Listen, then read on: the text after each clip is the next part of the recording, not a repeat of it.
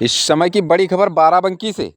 उत्तर प्रदेश के deputy CM एवं स्वास्थ्य मंत्री ब्रजेश पाठक ने बृहस्पतिवार को बाराबंकी जिला अस्पताल का अचानक निरीक्षण किया। इस दौरान अस्पताल में फैली गंदगी, स्वास्थ्य सुविधाओं की बदहाली और मरीजों से मिली शिकायतों ने डिप्टी सीएम को कड़ा रुख अपनाने को मजबूर कर दिया। उन्होंने मौके पर मौजूद अधिकारियों और कर्मचारियों को जमकर फटकार लगाई, कई सख्त निर्देश भी दिए। इसके साथ डिप्टी सीएम ने विभिन्न ward, trauma centre, blood bank का दौरा किया। उन्होंने मरीजों से सीधे बातचीत कर उनकी स्थिति और अस्पताल की सेवाओं के बारे में जानकारी ली। इसी दौरान उन्हें कई जगहों पर बाथरूम और परिसर में भारी गंदगी देखने को मिली, जिसको देखते हुए मुख्य चिकित्सा अधिकारी सीएमओ डॉक्टर अवधेश कुमार यादव को कार्यदायी संस्था के एक दिन के सफाई कर्मियों का वेतन काटने का निर्देश दिया।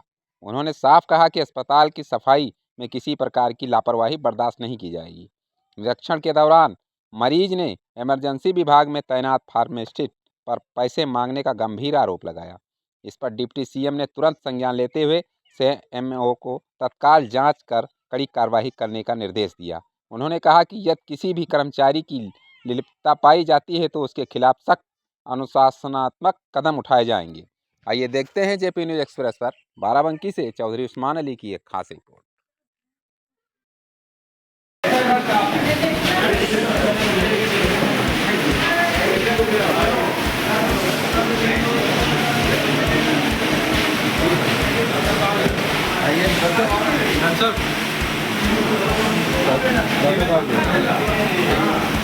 जाना लगा है कंप्यूटर बंद है। आप बताइए, पानी पीने के लिए लोग नहीं आएंगे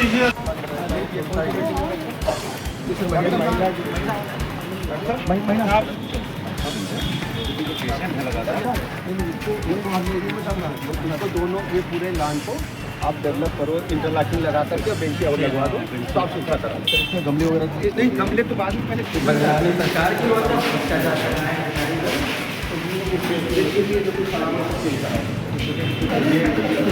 आगे कुछ करो, पहले तो रखो छत पे स्क्रैप नोट करो। छत पे जितना स्क्रैप है, हमने बार बार मीटिंग में कहा है। आपने निरीक्षण किया छत का? नहीं किया। मैंने स्क्रैप है ना, मैं मेरा छत से शुरू करो।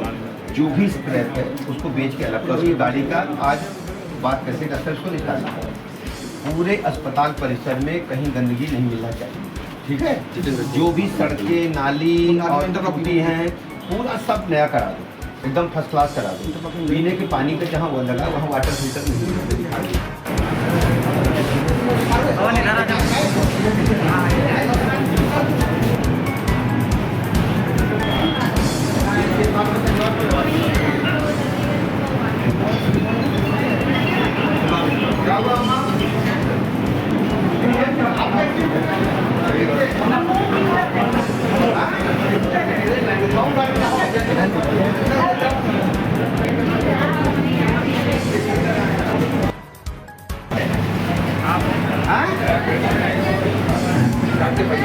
अच्छा, मोटरसाइकिल है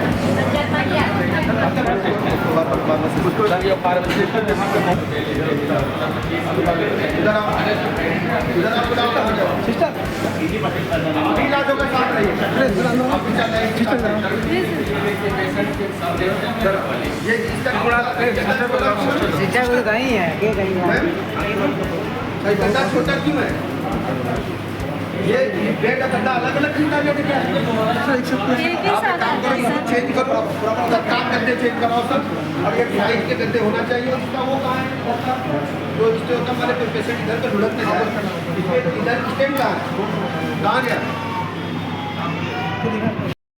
पूरे देश में, पूरे प्रदेश में सबको साथ लेकर के मनाया जा रहा है। आज उसी अंतर्गत बाराबंकी जनपद के डिस्ट्रिक्ट हॉस्पिटल का हमने औचक निरीक्षण किया है। रक्तदान शिविर को हमने आज जो रक्तदान शिविर चल रहा था उसमें चलते हुए पाया। कल लगभग 41 लोगों ने रक्तदान किया था। आज अब तक 6 लोगों ने रक्तदान किया है। सही है ना? और ये रक्तदान का जो कार्यक्रम है, सेवा पखवाड़ा का, वो लगातार चल रहा है। हम पूरे अपने बाराबंकी जनपद के सभी भाई बहनों से अपील करते हैं कि रक्तदान महादान है। किसी भी व्यक्ति की ज़िंदगी बचाना हम सबके लिए बहुत ही महत्वपूर्ण है। स्वेच्छा से रक्तदान करें। और रक्तदान करने के लिए आवश्यक नहीं है कि आप रक्तदान तत्काल करें। रक्तदान के लिए सहमति पत्र आप संबंधित जहां पर रक्तदान शिविर लगा वहां जाकर के अपनी सहमति दे सकते हैं, ब्लड ग्रुप की जांच करा सकते हैं, रजिस्ट्रेशन करा सकते हैं। जब भी आवश्यकता होगी आपको बुला लिया जाएगा। दूसरा, पूरे हमने डिस्ट्रिक्ट हॉस्पिटल का निरीक्षण किया है, जो भी गंदगी है उसको रिमूव करने के निर्देश दिए हैं। कार्यदायी संस्था जो सफाई के लिए जिम्मेदार है उसके लिए आज का दिन भर का जो उनकी बिल है उसको हमने कहा है कि बिल का पेमेंट नहीं किया जाएगा, क्योंकि अस्पताल परिसर में गंदगी थी।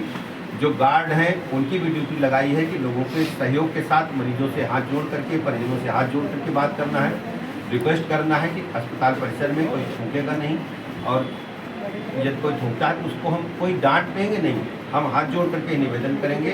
और बहुत अगर कोई परेशान करा तो हम पैर भी छू लेंगे कि भैया ये अस्पताल है और आप सबका है, इसको साफ रखना हमारी जिम्मेदारी है। जो स्क्रैप हमारे अस्पताल में है उसको तत्काल निस्तारित किया जाए। छत से लेकर के नीचे तक स्क्रैप पड़ा है, कुछ गाड़ियाँ भी टूटी हैं, उनको नीलाम करके हटा दिया जाए, जिससे अस्पताल परिसर साफ सुथरा रहे। और जो मरीजों के परिजनों के बैठने के लिए एक स्थान है उसको इंटरलॉकिंग लगा करके और बेंचेज लगा करके बेहतर बनाया जाए।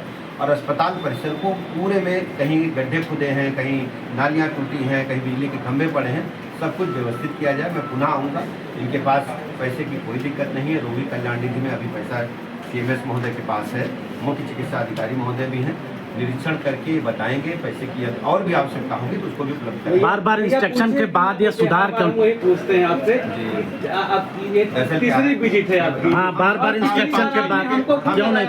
हम लगातार आएंगे, हम लगातार बार बार मेरी बात सुनिए, हम लगातार कार्रवाई भी करते हैं। आप देखते होंगे हमने पूरे प्रदेश में 1700 ऐसे चिकित्सकों को चिन्हित किया जो हमारे अस्पताल में ना करके निजी प्रैक्टिस कर रहे थे, अस्पताल आते नहीं थे, तनख्वाह ले रहे थे। उनको क्रमबद्ध ढंग से हम नोटिस दे करके, जब उनका कोई जवाब नहीं आता है, उनको सेवा से हम पृथक कर रहे हैं और नए चिकित्सकों की भर्ती कर रहे हैं। इस अस्पताल परिसर में अभी चूंकि CMS होते कुछ दिन पहले ज्वाइन किए हैं और इनको हम आज कह रहे हैं कि आज आपको इनको चेतावनी जारी करते हैं और फिर हम 15-20 दिन बाद कभी भी आएंगे। एक छोटा सवाल ये, यहाँ पे 4 ऐसे जो भी मैं बता रहा हूँ, फर्जी पाए गए, फर्जी तरीके से 2009 से काम कर रहे थे, तो क्या ये प्रशासन उनके खिलाफ FIR दर्ज करा के कड़ी कार्रवाई होगी, किसी को बख्शा नहीं जाएगा। पूरे प्रदेश के सभी नियुक्तियों की स्वास्थ्य विभाग की जांच हम करा रहे हैं। गत सरकारों के कार्यकाल में इस प्रकार का गड़बड़ी झाला हुआ है, हम पूरा एक चिन्हीकरण करा रहे हैं और चिन्हित कुछ लोग हो भी गए हैं। उनके विस्तृत जानकारी हम बाद में आपको देंगे, लेकिन छोड़ा किसी को नहीं जाएगा। जो भी इसके लिए दोषी है उसके खिलाफ। इतने इंस्ट्रक्शन के बाद सुधार क्यों नहीं हो रहा? कहाँ से नए? आपको सुधार दिखेगा। आज मुख्य चिकित्सा अधिकारी और चिकित्सा अधीक्षक हम स्वयं हैं और आज के बाद सुधार दिखेगा और मैं स्वयं आपके बताए बगैर मैं फिर आऊंगा और जब तक सुधरेगा नहीं तब तक करूंगा। और ये आपको चेतावनी आज है डॉक्टर साहब, इसको सुधारो, नहीं तो फिर कार्रवाई के लिए हमें मजबूर होना। कार्डियो का